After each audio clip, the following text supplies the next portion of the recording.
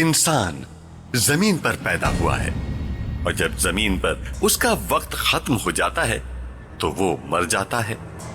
लेकिन जब इंसान जमीन से चला जाए तो क्या इस जन्म को वापस ले सकता है? एक रात अचानक से 4 साला नेहा नींद से बेदार हुई और अपनी मां से अपनी कमर में दर्द की शिकायत करने लगी। वो दर्द से चीखती हुई बस ये कह रही थी कि उसकी पीठ में उसे कुछ कटा हुआ फील हो रहा है। लेकिन उसकी मां कैथरीन को कुछ समझ नहीं आया। उसने नेहा की कमर को अच्छी तरह से चेक किया, लेकिन उन्हें वहां कोई जख्म नजर नहीं आया था। नेहा सिर्फ 4 साल की थी। वो ठीक से बोलना भी नहीं जानती थी। जैसे तैसे वो उस रात सो गई। लेकिन उस दिन के बाद से नेहा को हर रोज एक ही सपना आता था। उस सपने में एक आदमी जंगल के बीचों बीच रात गए सिगरेट पी रहा होता और पीछे से दूसरा आदमी उसकी पीठ पर चाकू मारता और वो आदमी वहीं जमीन पर गिर जाता। ये सपना नेहा अक्सर अपने वालिदैन को बताती थी, लेकिन वो दोनों मसरूफ होने की वजह से नेहा को ज्यादा वक्त नहीं दे पाते और नेहा की बातों को बचगाना मानकर ज्यादा तवज्जो नहीं देते थे। ऐसे ही एक दिन नेहा अपने खिलौनों से खेलते हुए जोर जोर से रोने लगी। मां ने उसके रोने की वजह पूछी तो उसके जवाब में कैथरीन के रोंगटे खड़े हो गए। नेहा कहने लगी, मेरी शादी होने वाली थी पर उसने मुझे मार दिया और फिर वहीं दफना दिया। कैथरीन को नेहा के अल्फाज सुनकर एक झटका सा लगा। उसकी 4 साल की लड़की के लिए ये सब कहना बहुत अजीब था। कैथरीन ने नेहा से कई सवाल पूछे। किसकी शादी? किसने मार दिया? लेकिन नेहा कुछ नहीं बोली। उस दिन के बाद से कैथरीन को नेहा की मेंटल कंडीशन की फिक्र होने लगी। उसने ये बात अपने शौहर पीटर से भी शेयर की, लेकिन पीटर ने कहा कि छोटे बच्चे कुछ भी बोलते हैं और उसकी बेटी नेहा बिल्कुल ठीक है। अगले दिन कैथरीन को किसी काम से हैदराबाद जाना था। पीटर और नेहा घर में बिल्कुल अकेले थे। उसी रात पीटर नेहा को बिस्तर पर सुलाने ले गया और वो झुककर नेहा को किस कर रहा था कि अचानक नेहा ने उसकी कमीज का कॉलर पकड़ा और वो एक मर्दाना आवाज में उसके कान में कहने लगी, मुझे मारा गया है, मेरा जिस्म अब भी वहीं है। पीटर ये देखकर घबरा गया। उसने अपनी कमीज का कॉलर छुड़वाकर डरी सहमी आवाज में कहा, तुम कौन हो और मेरी नेहा कहां है? नेहा भी एक आदमी की आवाज में अपनी पीठ पर हाथ रखकर कहने लगी। उसके अपने कजन ने उसकी पीठ में चाकू घोंपकर उसे मार डाला।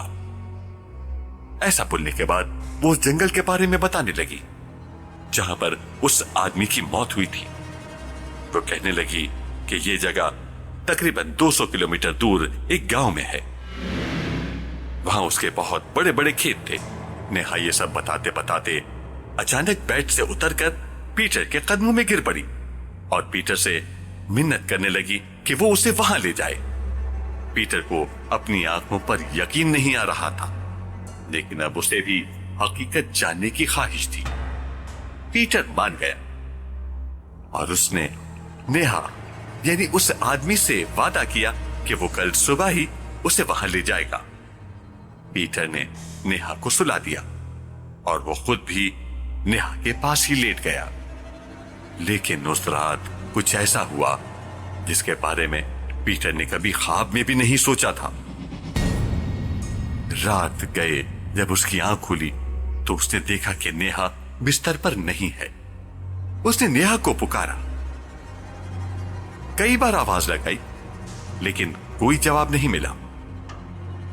वो पूरे घर में नेहा को ढूंढने लगा। तभी उसके घर के दरवाजे की घंटी बजी। उसने दरवाजा खोला तो नेहा के हाथों में एक चाकू था। और उसके हाथ और कपड़े खून में लथपथ थे। मगर इन सब के बावजूद नेहा जोर जोर से हंस रही थी। ये देखकर पीटर सहम उठा। उसकी आंखों में आंसू आ गए और उसने नेहा को कस के गले लगा लिया। लेकिन पीटर के छूते ही नेहा का जिस्म कपकपाने लगा, जैसे कि उसे दौरे पड़ रहे हों। अपनी बेटी की बिगड़ती हालत देखकर वो उसे फौरन अस्पताल ले गया। कुछ देर तक बेहोश रहने के बाद जब नेहा को होश आया तो उसे कुछ भी याद नहीं था कि उसके साथ क्या हुआ था। अगली सुबह मालूम हुआ कि उसी रात उनकी गली में रहने वाले एक शख्स की मौत हो गई थी। घर के सीसीटीवी कैमरे में कैद हो गया था कि उस शख्स की मौत कैसे हुई। उस आदमी की पीठ में चाकू घोंपकर बेदर्दी से उसे मार डाला गया था। हैरानी की बात यह थी कि उसे मारने वाला कोई और नहीं था, बल्कि पीटर की 4 साल की बेटी नेहा ही थी।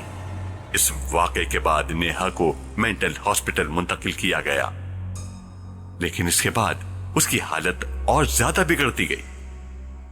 वो घंटों दीवार को घूरती रहती थी और उस पर टक्कर मारती रहती थी, और तो और अपने दांतों से अपने हाथों को काट लेती थी। उसे कई डॉक्टर्स को दिखाया गया, लेकिन कोई भी कुछ करने के काबिल नहीं था। आखिरकार उसे चर्च के प्रीस्ट को दिखाया गया। प्रीस्ट ने अपनी तहकीकात करने के बाद मुत्तला किया कि नेहा पर एक शैतानी आत्मा ने कब्जा कर लिया है। उसी रूह ने पीटर को दोबारा जन्म लेने की झूठी कहानी सुनाई और उसी ने पीटर की गली में रहने वाले उस आदमी को मारा था। प्रीस्ट ने बताया कि वो आदमी उस बदरूह का कोई पुराना दुश्मन था। उसके बाद 4 साल की छोटी सी नेहा का एग्जॉर्सिज्म किया गया।